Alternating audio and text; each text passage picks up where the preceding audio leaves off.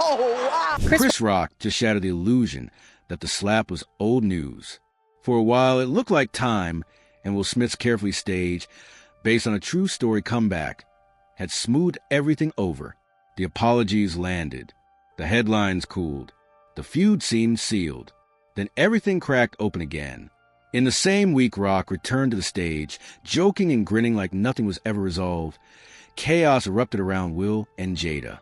A man connected to Will's former assistant publicly threatened to release alleged proof of a private relationship with actor Dwayne Martin unless Jada took legal action. Almost simultaneously, a $3 million lawsuit surfaced, accusing her of intimidation and coercion. Before the dust could settle, another accusation dropped.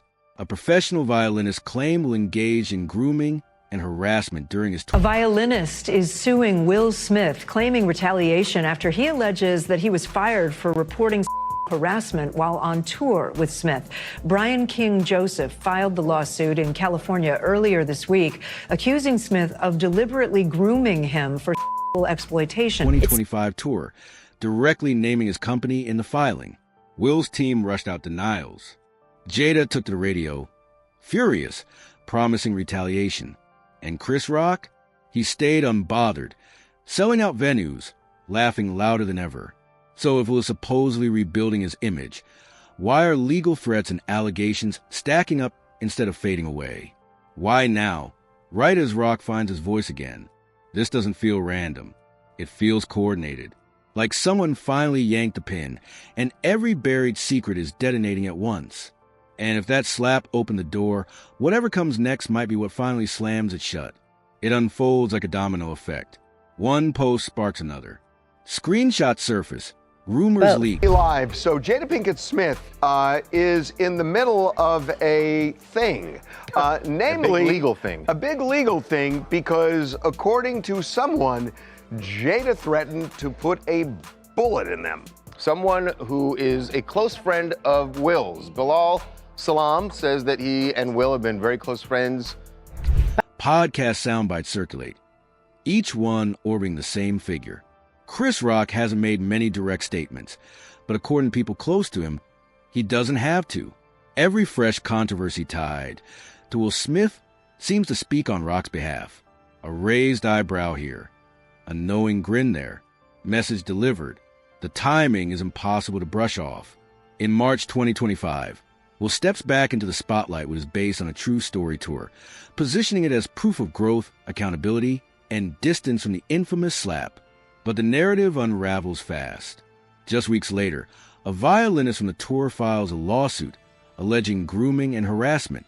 The complaint references handwritten messages and unsettling personal items allegedly left behind in a hotel room. Being fired or getting blamed or shamed or threatened or anything like that, simply for reporting misconduct or safety threats at work, is not okay.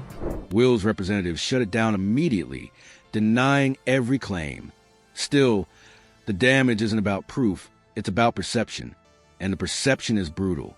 Behind the scenes, industry voices are whispering the same thing. This doesn't feel organic. The language alone raises eyebrows. Grooming, harassment. Those words explode into public discourse at the exact moment Chris Rock's jokes about grace, apologies, and fake forgiveness start spreading online again. At this point, coincidence feels like an excuse.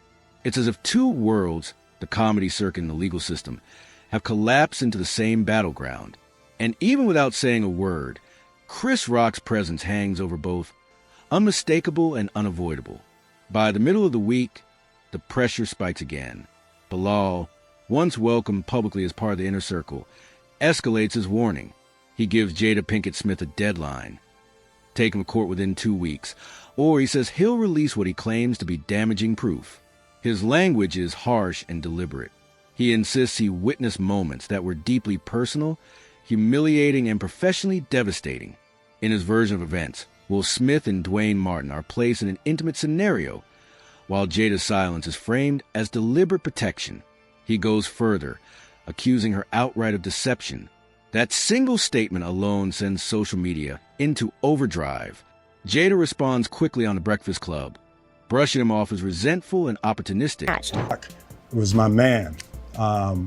This is probably irreparable. Promising legal consequences. But the lawsuit never comes from her side. Instead, Bilal strikes first. He files a $3 million civil claim, accusing Jada of threats, coercion, and attempts to shut him down. According to people familiar with the Smith orbit, this is the moment unease turns into something sharper. Not panic over finances, but anxiety over losing the narrative. What unsettles observers most isn't the accusation itself, but the precision.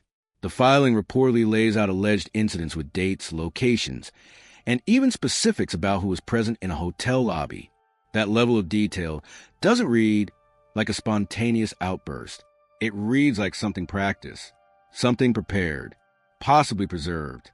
By the time Will Smith's team finally issues a statement dismissing the accusations as entirely made up, the fallout has already taken on a life of its own. Public trust doesn't hinge on denials anymore. It hunts for cracks. People aren't listening for reassurance. They're scanning for inconsistencies. Will's Instagram, once a steady stream of family moments and inspirational mantras, suddenly goes silent. When he reappears, it's with a cheerful clip about forgiveness and personal growth. The response is instant and brutal. Snake emojis, mockery, comment sections dripping with disbelief. Meanwhile, Chris Rock's camp says nothing at all. No press releases, no rebuttals, just quiet chatter about a possible new stand-up segment. New jokes, new angles.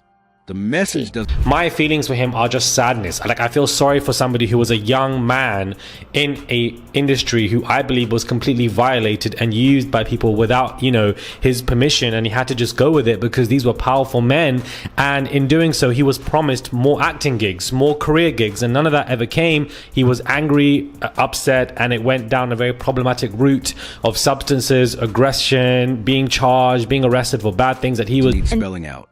Rock isn't finished. He's letting the moment ripen. What began as a single explosive incident now resembles something colder and more methodical. A drawn-out spectacle where comedy routines and court filings replace fists, and humiliation stretches over time instead of landing all at once. And around it all, Hollywood freezes. The silence isn't accidental. Insiders describe it as a soft exile.